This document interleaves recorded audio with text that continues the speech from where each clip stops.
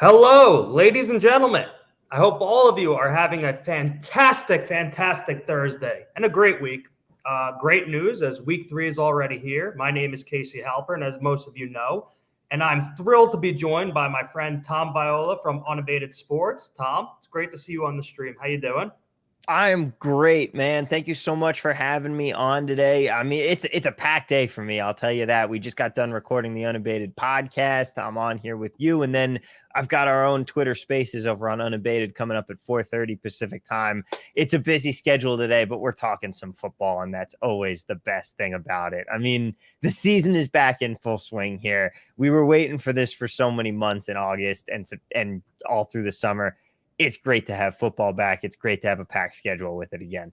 It really is. And I feel like every day, it leads up to Thursday. It's like, oh, when's Thursday? When's Thursday? Thursday's obviously very busy. Football's here. We know what that comes with. Today I had a dentist appointment right before this, so I had to tell them to hurry it up a bit, have somewhere to be. Got to talk ball. But before we dive in, you're going to appreciate this, and I think we need to just talk about it. And we could start here, being that we both are big Jets fans. How do I got to pull up the window first, but I just received something you need to look at, and I'm not sure if you have seen it yet, but I got to choose the tab. Hold on, I'm trying to do everything at once here. Yeah, I have no idea what this could be. I'm very, very. You're going to appreciate it. You are going to appreciate it. Okay. So prior to hopping on, I literally received this message on Hinge out of nowhere. Unprompted. That's incredible. I have a picture of myself in a Jets jersey, so I can't escape them. Yeah. I mean, you have to get a date out of this for sure. Yeah. I mean, I'm gonna. You gotta.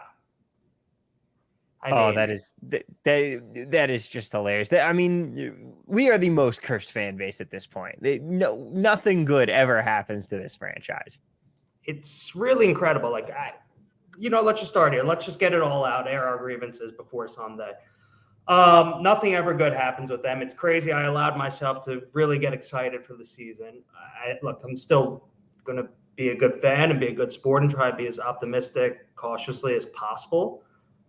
We still have a great defense, I believe. I think Saleh could be a good coach. We all know about Zach Wilson. We all know about the offensive line struggles. I think they'll get better with time and chemistry and building that. But I hate Hackett. Always hated the hire. I understand why he was hired for Rodgers, but yeah, it's just 4 plays. We couldn't even see the Hall of Fame quarterback complete a pass in a Jets uniform. It doesn't get more brutal than this. And just you had a feeling, like I joked with some of my friends, and I was like, he's going to get hurt like week 1 or something. But it's always the worst possible scenario. That is what happens to the Jets every single time. It's crazy. It's just like, as Larry David once said, the Jets killed Carl. They're going to kill us one day. Yeah. That's really just what's going to happen. But all right, let's not waste our time on them. Let's beat the Pats for the first time in almost a decade. Please. But yeah, can't believe that girl really just hit me over the head with that one. Just brutal. Right before this. So had to share that with you, and the rest of the world is watching. Before we look at the profit exchange week 3 markets, what's your biggest takeaway from early on so far in the season? Well, from so far in this season, because so far in this week, my takeaway is not a whole lot of market movement. Like a lot of these spreads really stayed right about where they were when they opened. It's been a really efficient couple of weeks for the NFL so far. I mean, yeah, small sample size here, but 2 weeks in, the market is saying that some of these opening lines have been pretty dang close to right. I think that one thing that we really need to look at, one of my biggest takeaways, the Cardinals will not win the Caleb Williams sweepstakes. I do not think they're a couple plays from being 2-0 right now. Yeah. We could be talking about a completely different story with this team if they held on to beat Washington or they held on to beat the Giants. Now, 2 teams that I don't think are particularly great. And I'm not saying the Cardinals are actually a good team. I'm just saying someone else is going to out-tank them. because the players very clearly want to win a couple. They play hard. Who do you think will win the Caleb Williams sweepstakes then? I mean, my hope is the Raiders, because I bet them to have the worst record. The Denver week 1 win is a tough one to get over for that. I think that they lose this week versus the Steelers, but they should be 0-3 right now. If Sean Payton doesn't come out, and I think Denver's pretty bad too, but if Sean Payton doesn't come out with that onside kick to start the game, I don't think that the Raiders win that game, because they got the points off that drive and then they just didn't do anything the rest of the way. I am the biggest Jimmy G hater in the world. He's the one Italian player in sports that I do not support. And I support all of my Italian guys, but he's just not a good quarterback. I don't have much faith in this team to do anything this season. Yeah, I mean, their offensive line's a disaster. Their defense is horrific, besides from Max Crosby. Just like, yeah. Marcus Peters. You brought in Marcus Peters as your answer at quarterback. That's not a good sign. Their coach might be the worst in the NFL, in my opinion. It's just crazy. Wherever he goes as a head coach, it just doesn't seem to go as smoothly as possible. Yeah, he invites the chaos. And this is coming off a team. This is a team that's coming off firing a coach because of emails. It doesn't get much worse than this. Speaking of him, I actually for some reason late last night, like 11 o'clock, couldn't fall asleep, and YouTube suggested me to watch some old Gruden QB camps. So for an hour and a half, I watched 3. I watched Kellen Moore, I watched Cam Newton, and I watched Andrew Luck, Gruden QB camps from like 2012, 2011.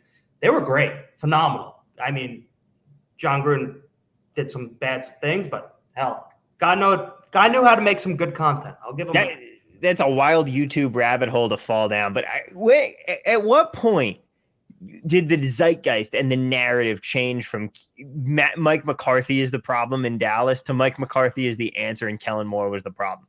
What on earth changed that? Because that was not the case like 2 seasons ago. And I want to know what Mike McCarthy has done to endear any sort of goodwill with anyone, because the number one reason I still don't trust Dallas is I don't trust a good thing to happen to Mike McCarthy.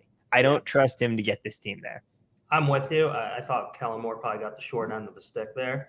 I mean, I really love Dallas, honestly, to win the NFC, but then unfortunately Trayvon Diggs is now out for the season, which was announced like an hour ago. Crushing blow to my IDP fantasy team as well. That is rough. But you should also not be playing IDP fantasy. First time doing it. My friend and I are splitting the team.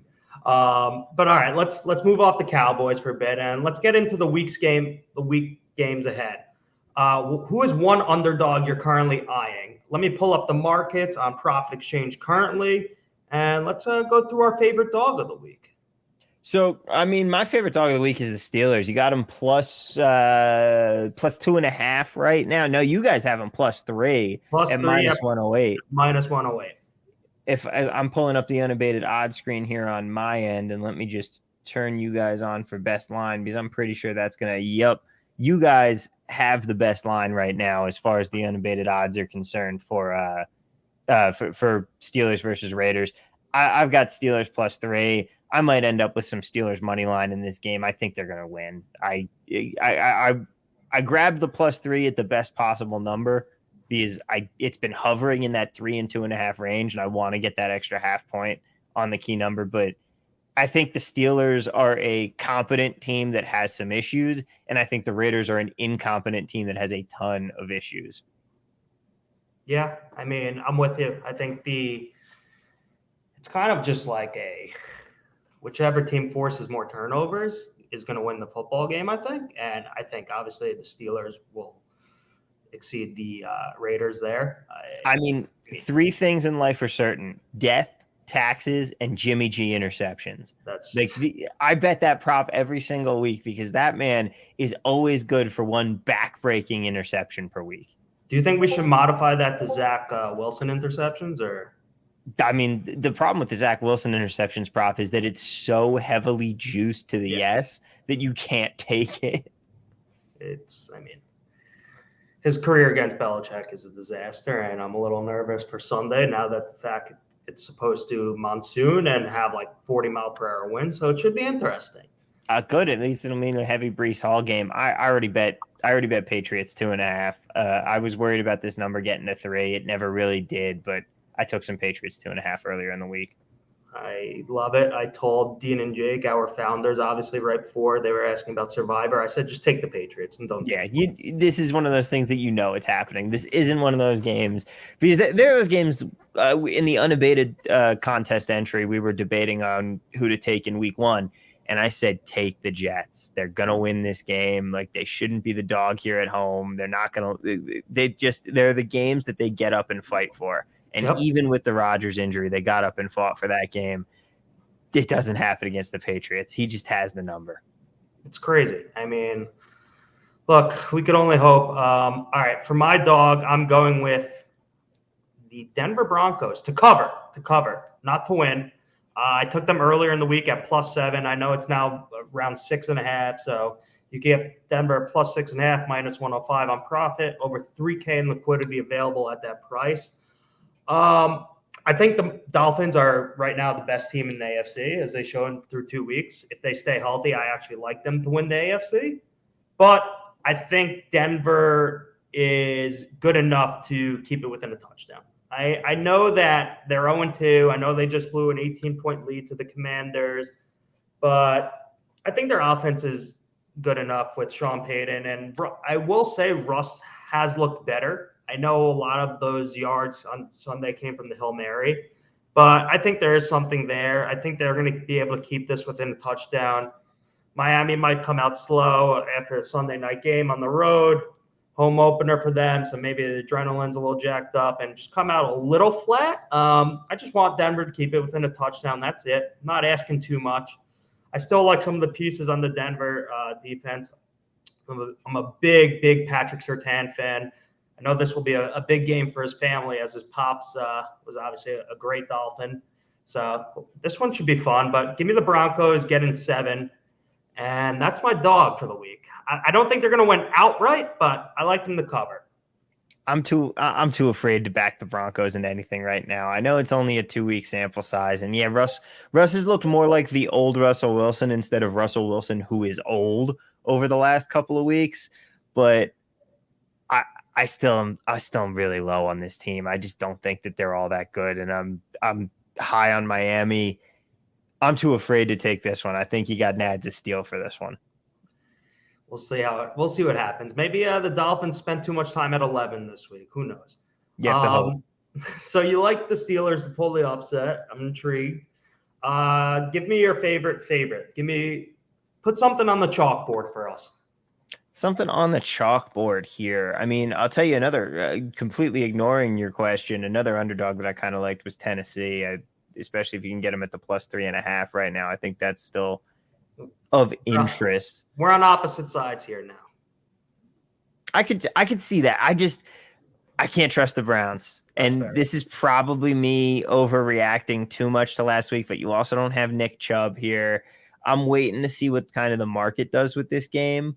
But I can't trust Cleveland here. I do have a favorite for you, though, and it's the Seahawks. As long as we're sticking with the 6.5 and it doesn't get – I was waiting to see if a game would go to 7 on this, if some book would take the 7 back, and then I would jump in on 6.5 before it started moving. But there's no Bryce Young. The market did not care at all. I don't trust Andy Dalton, and I think that Seattle is actually a pretty good team. Yep.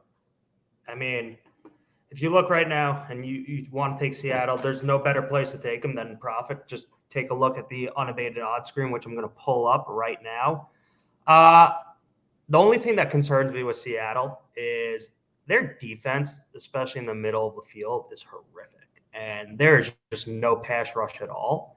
And this is kind of a team I thought would be sneaky to come out of the NFC. It's just their pass rush is just really just non-existent. Yeah. So that's the only thing that concerns me with them. But I like Seattle. If the Panthers get to 7, I might have to hop in on Carolina and the Red Rocket. So we'll keep an eye on that game. But we got a big game tonight. But before we get into it, at the top of the stream, I mentioned you work at Unabated, excuse me, which is an incredible resource for any sort of gambler. Kind of tell the audience how you kind of got involved in the industry and you got involved with Unabated. So I got involved in the industry 5.5, coming up on 6 years ago now. I actually was hired by a soccer team in Vegas to host a sports betting radio show. And I was with them for one season. Then I jumped over to VSiN and I was working with the great guys over there, worked my way up to be a producer for Brent Musburger, which was awesome. I got to spend every day talking sports with Brent. Can't ask for more than that. All time great. Yeah. And then from there, I ended up through roundabout ways. Pandemic, of course, happened, dealt with all that. Things got back on their feet. And I ended up at the FTN network for a season. And I was working with Matt Friedman over there, who is actually my guest on our Twitter Spaces later tonight. And he and I worked at FTN producing and co-hosting shows together. Then later at Betting Pros doing the same thing. And then from there, I was already friends with Rufus. I had met him through some mutual friends here in town in Vegas, and we had become good friends. And he came to me, I came to him. We were kind of just talking about my career, and he goes, "What do you want to do?" And I go, "I want to make content for you guys." And he's like, "Let's make it happen. We need a main content guy." And so here I am, and I've been working with Unabated for coming up on a year next month now, and it's been absolutely fantastic. But just the amount that I've learned about betting, the amount that I've become sharper over this time. Not saying that I am sharp now, but I'd like to think that I'm sharper than your average marble at this point. And it's been a fantastic experience. That's awesome. I mean, it's a great company. As I said, it's an invaluable resource. So if you're out there listening, I highly encourage you to get an Unabated premium subscription. You will not regret it. And it'll basically pay for itself once you really just start getting acclimated to all the tools. Great company. You guys do amazing work. You put out great content. So tip my hat to you guys. Let's get into tonight's markets. I may be biased, but the beauty of Profit Exchange is that they're two-way markets for everything we offer, including props. And now we don't have the widest selection of props available, but for tonight, we do have a few. And you'll probably be hard-pressed to find tighter and more fair prop markets out there. So we have 8 up for tonight. So I want to quickly run through them with you and see what you like. You're going to have to give a pick for each of one. Okay. I didn't prepare you for this, so just get ready to fire at the hip. McCaffrey to score a TD. Keep in mind he scored one in 11 straight games as a 49er. I mean, I can't in good conscience take a yes price on a touchdown score. I gotta go no. Okay, I like it. No at plus 156. You can't do that at your favorite sports book. And if you do like the yes, minus 184, minus 186 is significantly better than what I saw at FanDuel before, minus 290, which was absolutely egregious. Yeah, that's just absolutely absurd. You can't if you ever bet a yes prop minus 290 on a touchdown score, no. Please maybe call the 1-800 number. Yeah. Daniel Jones, 2 touchdowns, yes or no? What are the prices there I'm seeing? Plus 225, yes. To throw 2 touchdowns, no, minus 250, minus 255. Honestly, I got to take the no. I'm with you there. I mean, we'll get into him more when we talk about the main markets. Deebo Samuel to score a touchdown, yes. Plus 116, plus 115, plus 114, no, minus 132. I mean, the math says to take the no there, but there's no Brandon Ayuk tonight. Deebo's going to be featured a little more heavy in this offense. I'm not going to bet it, but if I had to bet it, I'd take the yes. I'm probably with you there. I think he has a big night through the air, and hopefully Kittle does for myself. The first touchdown bet in Profit Exchange history, Christian McCaffrey to score the first TD. A no market for a first TD. Amazing. I feel like you have to take the no. I mean, I 100%. Get that it's minus 430, but it sucks, but you have to. And then he's going to score the first touchdown. This is 1,000% happening. He's going to rip off a 75-yard run to start the game just because he took the no. Brock Purdy, Daniel Jones, more passing yards. Give me Purdy. I'm with you there. McCaffrey, 80 rushing yards, over under. Let me I'd take it on 80. Yes, is at minus 107. I'm not seeing an actual edge on the 80, really, given our projections, but just from the hip, I'd go yes. I'd go over. And Purdy, 2 touchdowns through the air. Kind of feel like I have to go yes on this one. I feel like they like those dump off passes to McCaffrey. They like creating that short space, and this Giants defense is bad. Yeah, it's not great. Last one. This is a fun one from the guys from the Deep Dive podcast, Drew Dinsick, Andy Molitor. Christian McCaffrey to have more receiving yards and total points in tonight's game. Yes, plus 190. No, minus 250. Ooh. This one's interesting. That is fantastic. Andy's actually the guest on our Twitter space next week. Love those guys over there. I'm gonna go yes. I'm gonna go yes on this because his total is at there. His total, his projection is right now at like 40 receiving yards for this game, and the total for this game is at. Let me see. It's just loading up here. The total for this game is 43-42, and it could be a lower scoring game. I'd go yes on this one. That's a creative prop. I like that. This is great. Really fun one. I like the yes here. I could see a big kind of all-purpose game for McCaffrey. Just don't score the first touchdown, all right, my friend? Yep. That's all we're asking here. So let's hop into the main markets for tonight. Short week for a really, really banged-up Giants team that already has a very below-average O-line. They're going to be without their best, arguably, offensive player, and left tackle Andrew Thomas. To go to San Francisco as now 10.5-point underdogs, what do you like tonight? I mean, I hate laying a massive spread with the 49ers here. I personally have no bet on the game, but I have to say Circa's got 10. Circa's got 10 right now, and that's the best line out there on the Niners. I'd be inclined to take that before I take the 10.5 with the Giants, but if Circa's saying that this game should be 10 and you can grab the 10.5, then the other way is probably the way to go. I'd say the sharp play is that Giants 10.5. You guys got it minus 107, and that's the best line out there right now. Yeah. If I'm not going to bet a side in this game, but if I were to bet a side, I would probably take the San Francisco 49ers. I just think that the Giants to go to San Francisco, I know they stayed out west, but to go to San Francisco on a short week, it's a 49ers home opener, and without your best offensive player, who is your left tackle, and honestly, the only good lineman you have. And don't forget Saquon's out. And Saquon's out as well. Thank you for the reminder.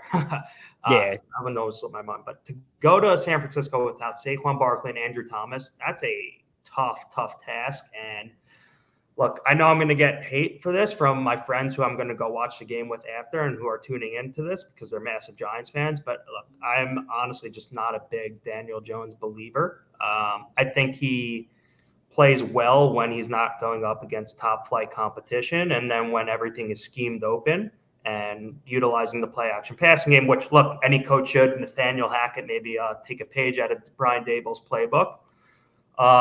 But Daniel Jones under pressure concerns me, and the 49ers happen to have the best, let's call it, front in the NFL. Yeah. The 49ers are legit, and I'm a 49er hater. Look, Bosa, Armstead, all those guys, Drake Jackson, Chris Korchak just churns out those defensive linemen.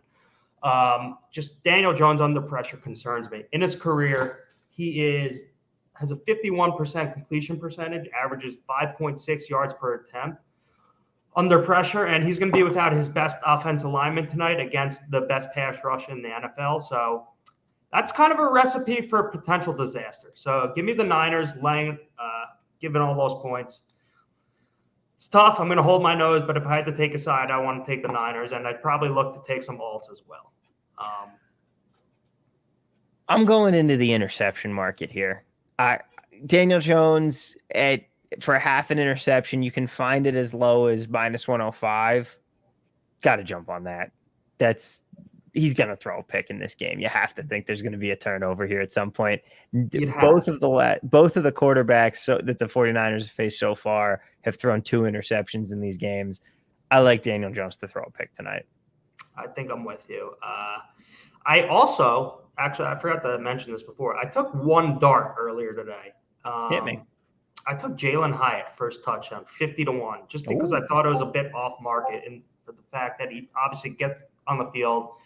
And I think in order for the Giants to actually compete tonight, they're going to have to open up the playbook and just kind of just get creative and air it out and do it early. So just banking on maybe a little play action deep shot to Jalen Hyatt over the middle of the field. 49ers secondary is not their strong suit, especially a corner. He's got burner, so maybe he could break one early. I wouldn't mind that. And then a 34-7 49ers win. There you go. And then we don't get McCaffrey first touchdown too. Everything's cashing at this point. Everything. All right, take out your crystal ball. What do you think the biggest storyline will be in the NFL come Monday morning? All right. Biggest storyline come Monday here. What am I seeing? Let's take a look at this slate here. I want to take a look at these games and really see what I'm envisioning. Kind of a gross slate. It is a little bit of a gross slate. And the problem with it for storylines is there's not a lot of divisional drama. Like the Jets and the Patriots play, but neither one of those teams are now really that big of a luster for. The actual answer to this is going to be the winner of the Chargers-Vikings game, because whoever loses that game, their season's already over. And then we're talking about like the real answer here is Chargers win. And okay, the storyline now is, when does Kirk Cousins get traded? When do the Vikings go full tank for Caleb Williams? The storyline, if the Chargers lose, is, when does Brandon Staley get fired? He's on the hot seat now. That's what we're going to be looking at on Monday morning. Whichever outcome in that game gets decided, that's how it plays out. I'm probably with you, and there is zero doubt in my mind that game comes down to the last play. Oh yeah, it's 100%. It is going to be both of these teams trying to give the game away. You know that. It's like, who wants to lose more?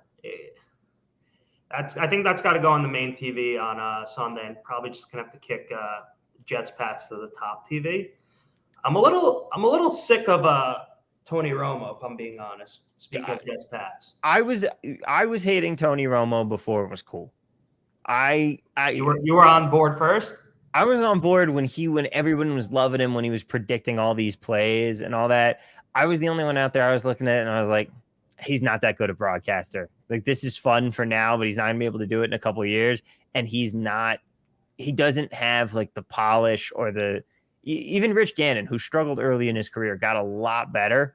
But Tony Romo, like, he's not prepared for some of these games, and he uses interrupts all the time. He talks over whoever he's commentating with, and then he also just has moments where he just goes